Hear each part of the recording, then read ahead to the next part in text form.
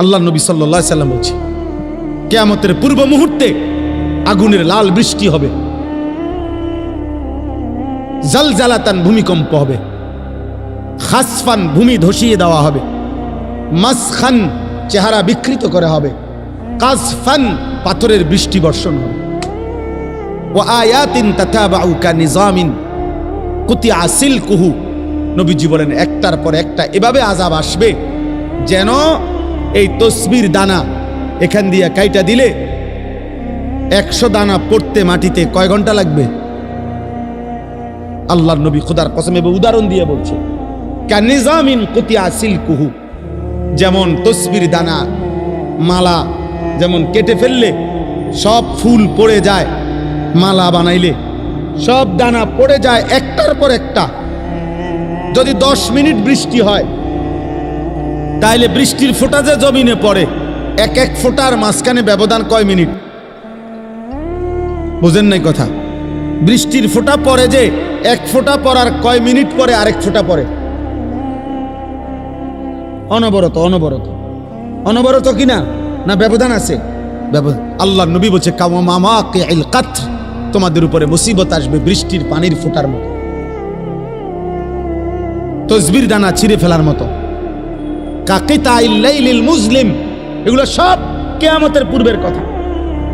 এটি হয়ে গেছে এই যে কথা না, নূহ নবীর জমানার কথা বলে না। নবীজি বলছে অন্ধকার অমাবস্যার রাত্রির মতো তোমাদের উপরে মুসিবত আসবে, কিছুই খুঁজা পাইবা না। কি করা উচিত? আল্লাহর নবী বলছে ইউসবিহুর রাজুলু মুমিনান ওয়া ইউমসি কাফিরান, সকালবেলা থাকবা মুমিন, সন্ধ্যা হয়ে যাবা কাফের। সন্ধ্যায় ছিলা মুমিন, সকালে হয়ে যাবা কাফের। আল্লাহর নবী সাল্লাল্লাহু আলাইহি সাল্লাম এক সাহাবী হুযাইফাকে বলছিলেন, হুযাইফা, যদি কোনোদিন আল্লাহর পথে চলতে গিয়ে কাউকে খুঁজে না পাও তাহলে একা গাছের শিকড় গোড়ালি কামড়াইয়া ধরা একা হলেও দ্বীনের উপরে থাকো। ওয়ালাউ আন তাআদ্দা বিআসলি শাজারাতিন হাত্তা ইউদরিকাকাল মাউত ওয়া আনতা আলা যালিক, মৃত্যু পর্যন্ত। আমি অনুরোধ করলাম, আমরা বলার চেষ্টা করছি, আমরা তোমাকে বুঝাইবার চেষ্টা করছি। আপনারা যারা বাবা আছেন, অভিভাবক আছেন, আপনারা আপনাদের ছেলের প্রতি যত্নবান হন।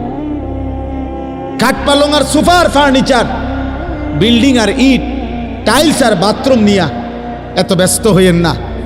1000 বছর যাবত, লাখো বছর মানুষ টাইলস ছাড়াও ঘুমাইছে বাপ, ইমান ছাড়া যেন না ঘুমায়। মাটির বিছানায়ও ঘুমাইলে কিছু হয় না রে বাপ, কিন্তু সেজদা ছাড়া ঘুমাইলে বিপদ হবে রে বাপ। আপনার ছেলে যদি মাটির বিছানায়ও ঘুমাইতো অসুবিধা হতো না, যদি ফজরের নামাজ পড়তো।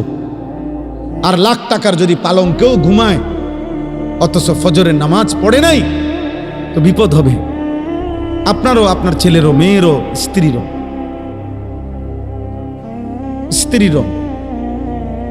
অতএব দয়া করে 2 কথা বললাম। এক, প্রিয় ভাই, তোমরা মনে রাখো, বাবা, যদি আগামীর পৃথিবী নিরাপত্তা, আমাদের জানমালের নিরাপত্তা হতে হয়, আমাদের আল্লাহর সাথে সম্পর্ক ছাড়া হবে না। শুধু বাংলাদেশের একটা দল, 2টা দল নিয়ে ভাবলে হবে না, সারা পৃথিবীর দিকে খেয়াল রাখতে হবে।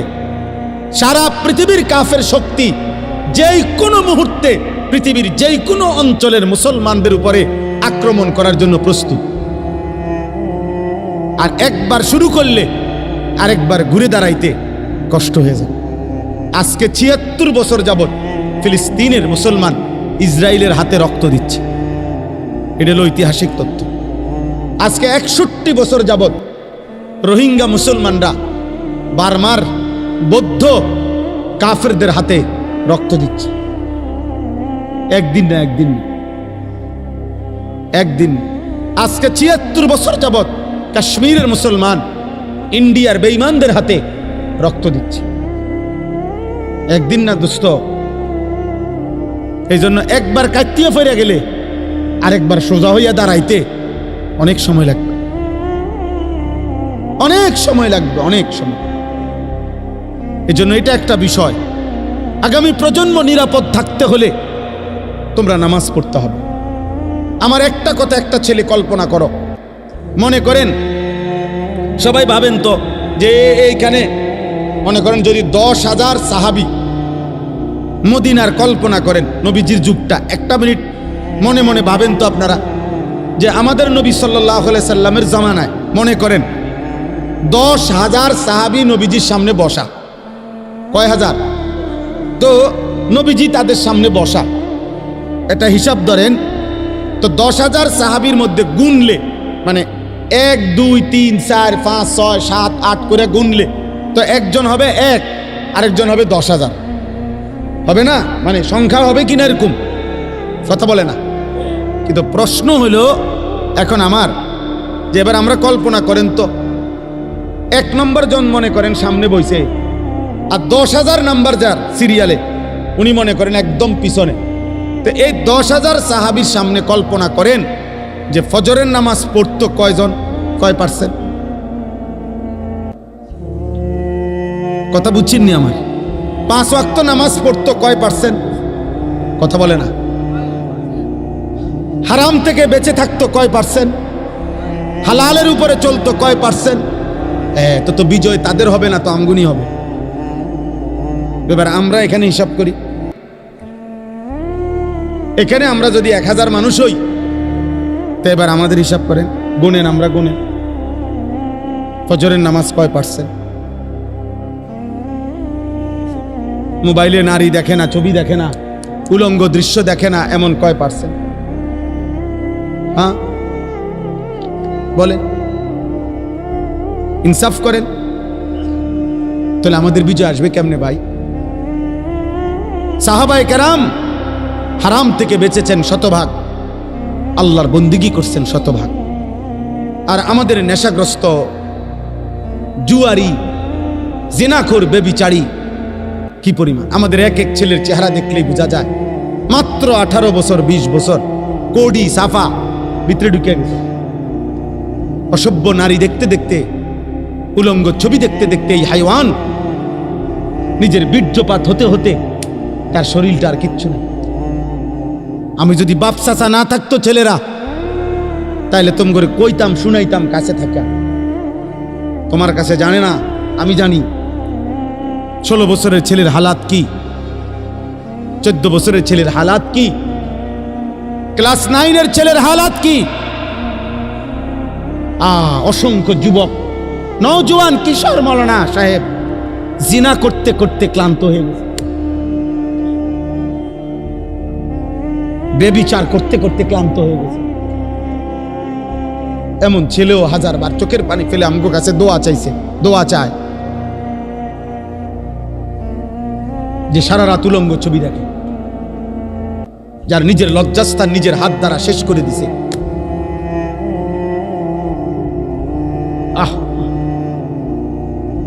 কোন মানুষের শরীরের স্বাস্থ্য, শক্তি, শৌর্য সবকিছুই শেষ করে দিচ্ছে। হ্যাঁ, কি পরিমাণ সন্তান, কি পরিমাণ মানুষ নেশাগ্রস্ত দেখেন। আল্লাহ তাআলা যেটাকে স্পষ্ট হারাম করেছেন, নেশার যেই কোনো জিনিস প্রিয় যুবক, 1 বিন্দু এটাও হারাম, 1 বালতিও হারাম। আল্লাহর নবী সাল্লাল্লাহু আলাইহি সাল্লাম একটা কথা শুধু বলি, মারাত্মক ভয়ঙ্কর একটা কথা আছে। নবীজি বলছে, মান শারিবাল খামরা, যে মদ পান করে, নেশা করে, গাঁজা খায়, বাবা খায়, ইয়াবা ট্যাবলেট নেয়, এরকম নেশাগ্রস্ত, খোদার কসম আল্লাহর নবী বলছে তার বড় 2টা ক্ষতি হয়। 1 নাম্বার হলো মান শারিবাল খামরা, যেতে ব্যক্তি নেশা করে, আল্লাহর নবী সাল্লাল্লাহু আলাইহি ওয়াসাল্লাম বলছে তারাকাস সালাহ, সে টোটাল নামাজ ছেড়ে দেয়, তার আর নামাজ পড়ার তৌফিক হয় না। কিন্তু এর পরের কথাটা আরো জঘন্য, এটা বলতেও আমার কলজাটা কাঁপে।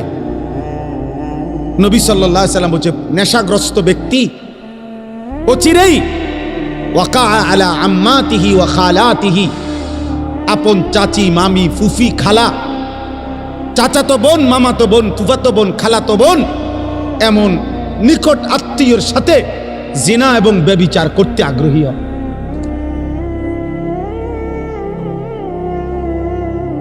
আল্লাহর কসম নবী বলছে। এজন্য যে নেশাখোর ওই জেনাখোর। যে নেশা করে সে জেনাও করে, যে জিনা করে সে নেশাও করে।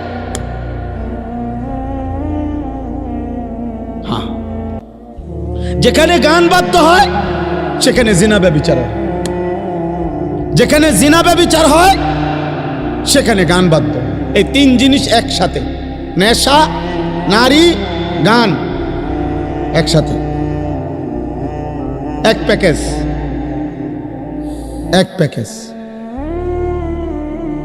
যেখানে মদের আড্ডা সেখানে গানেরও আড্ডা, নারীরও আড্ডা। যেখানে নারীর আড্ডা সেখানে মদেরও আড্ডা, গানেরও আড্ডা। আল্লাহ আমাদেরকে হেফাজত করেন, আল্লাহ আমাদেরকে হেফাজত করেন। এই জন্য প্রিয় ছেলেরা, আমার এই শেষ তর্জমাটা শুনেন, আমার কথা শেষ। আল্লাহ তাআলা বলেন, ওয়ালাকাদ খালাকনাল ইনসানা, আল্লাহ আমাদেরকে আমাদের মৃত্যুর কথা মনে করায় দেওয়ার জন্য, মৃত্যুর কথা আল্লাহ কয়েকটা কথা বলছে। এক নম্বর, আল্লাহ বলে, শোনো, আমি আল্লাহই প্রত্যেকটা মানুষকে সৃষ্টি করেছি। এক, ওয়া না'লামু মা তুওয়াসবিসু বিহি নাফসু, আল্লাহ তাআলা বলে প্রত্যেকের অন্তরের গভীরে যত গুনাহের কুমন্ত্রণা, গুনাহের আগ্রহ আমি আল্লাহ জানি, লুকাইতে পারবা না। আমার আল্লাহ থেকে লুকানো সম্ভব? কথা বলেন না, উঠাউঠি করেন না। আর 5টা মিনিট শেষ, আমার তর্জমা বললেই শেষ। দোয়া করে যাও ভাই, ছেলেরা কষ্ট করছো, দোয়া করো, দোয়া করে যাও। এরপরে ওয়া নাহনু আকরাবু ইলাইহি মিন হাবিলিল ওয়ারিদ, আল্লাহ বলে যেই রগগুলোর মাধ্যমে, শিরা উপশিরার মাধ্যমে শরীরের ভিতরে সারা দেহে রক্ত সঞ্চালন হয়, আমি আল্লাহ তোমার ওই রগ রেশা শিরা উপশিরার চাইতেও কাছে। এই 3টা জিনিস প্রথম আল্লাহ বলছে। 1, আমি তোমাকে বানিয়েছি। 2, তোমার অন্তরের গভীরে যা আছে, যা মনে হয় দিলের ভিতরে, আমি তা জানি। 3, আমার আল্লাহ বলেন তোমার গর্দান সহ সারা দেহের রগ রেশা শিরা উপশিরার চাইতেও আমি কাছে।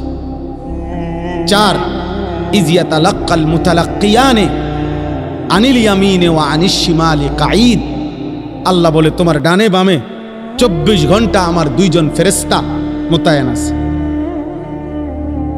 তুমি আড়াল করবা কেমনে, লুকাইবা কার কাছে?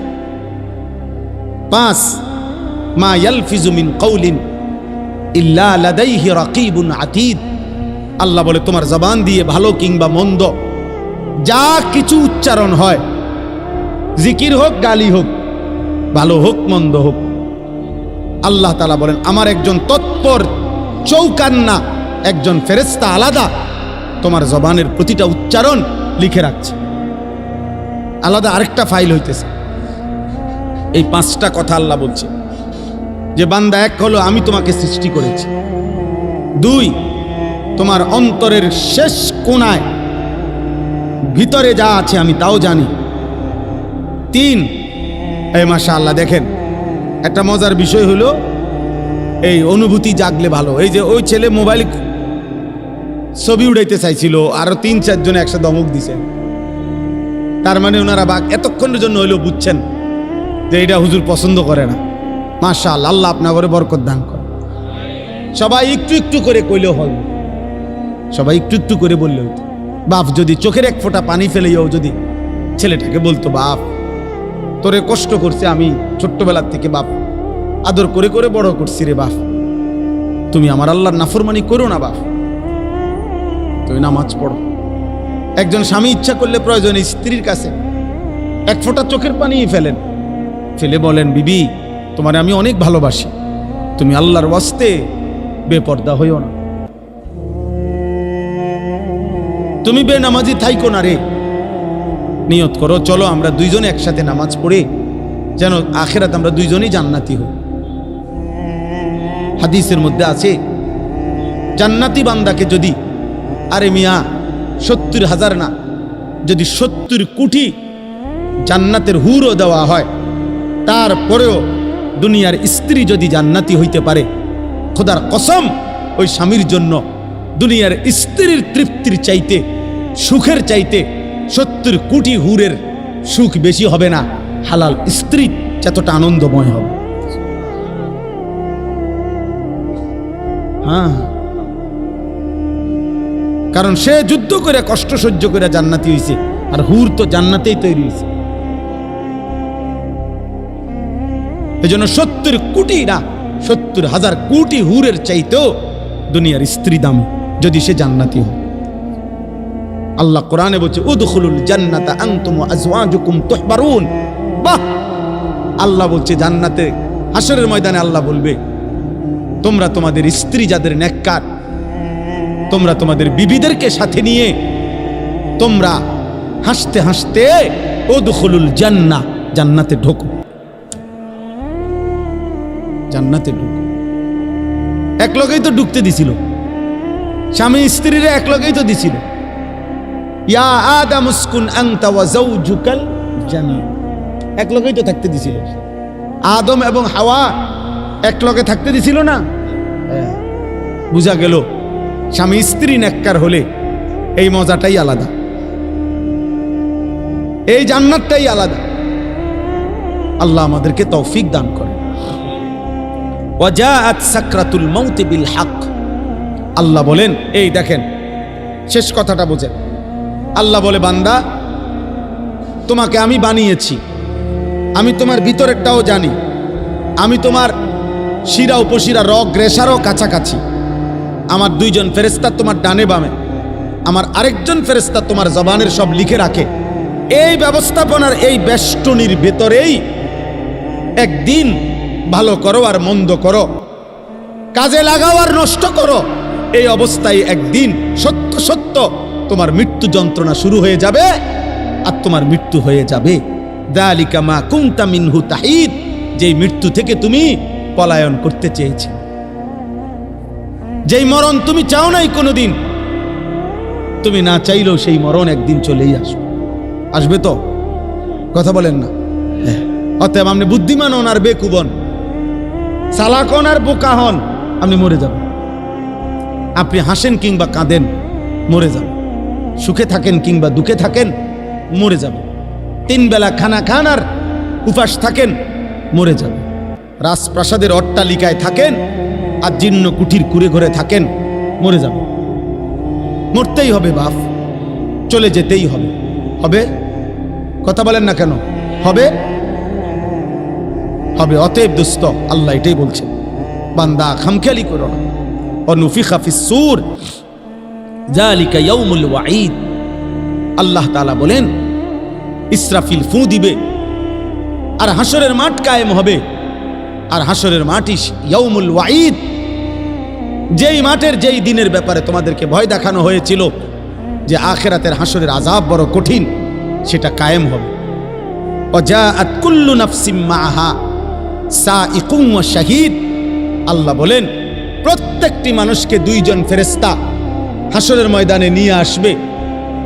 2 কাঁধের 2 ফেরেশতা, একজন পিছনে থাইকা সামনে আগাইতে থাকবে তাকে, যে আগে বাড়ো আমি পিছনে আছি, আর আরেকজন আমল নামার ফাইলটা হাতে রাইখা তার সাথে সাথে থাকবে। সাইক যিনি, উনি পিছনে থাকবে। শাহিদ যিনি, উনি আমল নামাটা হাতে নিয়ে আল্লাহর সামনে এই ব্যক্তির ব্যাপারে সাক্ষ্য দিন। আপনি বাইকবেন কোথায়? গাড়টা চাইয়া একটা চটকোনা দিব ফেরেশতা দেব, বাতিজার ভূত কই যাও? হ্যাঁ, বাঘও কই? পিছনেও একজন আছে, সাথেও আমি আছি, কই যাবা? আসো, হাসরের ময়দানে আসো। ইয়াউমা ইদিন ইয়াসদুরুন নাসু আশতাতা লিয়ুরাউ আমালাহুম। আসো, আমলনামা দেখতে আসো। এখন দেখবা, এখন দেখবা ফিডা কারে করে, এখন দেখবা লাথি কারে করে, এখন দেখবা নারীর মজা, এখন বুঝবা জিনার মজা, এখন বুঝবা নেশার বোতলের মজা, এখন বুঝো। এক এক লাথি দিয়ে দিয়া যখন জাহান্নামে ফেলবে, হ্যাঁ হ্যাঁ আমি মজাক করে বলছি, লাথি দিয়ে দিয়ে জাহান্নামে ফেলবে। জাহান্নামে কোনো জাহান্নামীকে হাঁটাইয়া নেওয়া হবে না, লাথি দিয়ে দিয়ে নেওয়া, ধাক্কা দিতে দিতে নেওয়া হবে। কোনো জাহান্নামী স্বাভাবিক হেঁটে জাহান্নামেও যেতে পারবে না, লাথি দিতে দিতে নেই, ধাক্কা দিতে দিতে। খুজুহু ফাগুল্লু, সুম্মাল জাহিমা সাল্লু। সর্বশেষ আল্লাহ বলেন, লাকাদ কুনতা ফি গাফলাতিন মিন হাদা, বান্দা এই মৃত্যু থেকে তুমি পলায়ন করেছিলে, গাফেল ছিলে, তুমি মনে করছিলে তুমি মরতা না। ফাকাশাফনা আনকা গিতাআকা ফাবাসারুকা আল-ইয়াওমা হাদীদ। মৃত্যুর মাধ্যমে, কথাটা এটা বুঝেন, এটার অর্থটাই সংক্ষেপে, মানে কোনো ব্যক্তি মৃত্যুবরণ করে মানে হলো তার চোখটা বন্ধ হয়। তো চোখ বন্ধ হলে আমরা মনে করি বেটার চোখ বন্ধ হয়ে গেছে, অতএব সে আর কিছুই দেখবে না, মরে গেছে। আল্লাহ বলে, না বান্দা, চোখ বন্ধ করলে বাহ্যিক দৃষ্টিতে তুমি দেখছো মরা গেছে, এই দুনিয়া আমি, কিন্তু এইবার কবরে নিয়া আমি আল্লাহ এই চোখের এই পর্দা সরাইয়া দেব।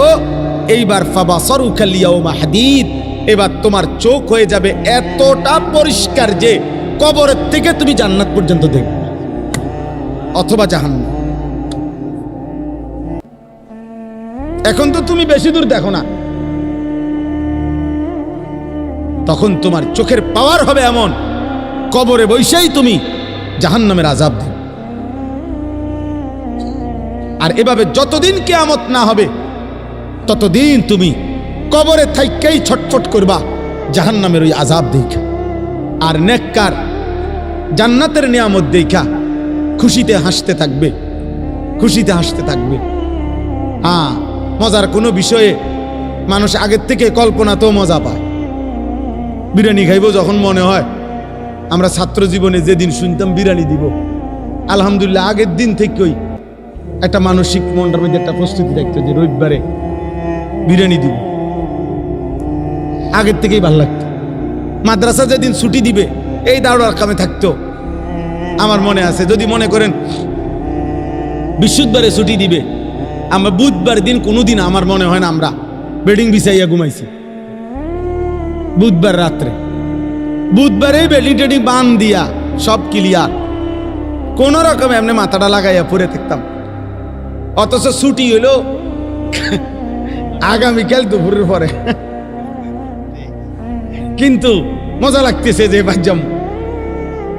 তো জান্নাতি বান্দা জান্নাত দেখেই মজা পাইতে থাকবে আর বলবে, ইয়া রব্বি আকিমিস সাআ, আল্লাহ কিয়ামত হয় না কা, ইসরাফিল ফু দে না কা, হাত্তা আরজিআ ইলা আহলি, আমি আমার পরিবার, আমার হুরেরা, আমার জান্নাতে যাবো না আমি। আর নাফরমান বলতে থাকবে হাদিসে, ইয়া রব্বি লা তাকুমিস সাআ, হে আল্লাহ কিয়ামত যেন না হয়, ইসরাফিল যেন ফু না দেয়, আহা এই আযাবে আমি কেমনে থাকব। আল্লাহ আমাদেরকে হেফাজত করেন। অতএব প্রিয় ভাই, একটা একটা ছেলেকে অনুরোধ করছি, দোস্ত আমি অনেকক্ষণ বললাম, ছেলেরা আমার, একটা একটা ছেলেকে অনুরোধ করলাম, নষ্ট হইও না, নষ্ট হইও না, নারীর ফান্দে জীবন শেষ করে দিও না, মোবাইলটার দিয়া জীবনটা নষ্ট করে দিও না। একটা মোটর সাইকেলের জন্য এমন সুন্দর একটা যুবক নষ্ট হয়ে যায়ও না। 12,000 14,000 টাকার একটা মোবাইলের কাছে এমন একটা হায়াত, এমন একটা জীবন চরিত্রহীন বানায় দিও না, বরং জীবনটা সুন্দর করার চেষ্টা করেন। প্রত্যেকের কাছে অনুরোধ, নবী সাল্লাল্লাহু আলাইহি সাল্লামের একটা একটা সুন্নাত আমল করবেন। আল্লাহ তাআলা আমাদেরকে তৌফিক দান করেন। আমি এক্ষুনি ইনশাআল্লাহ দোয়া হবে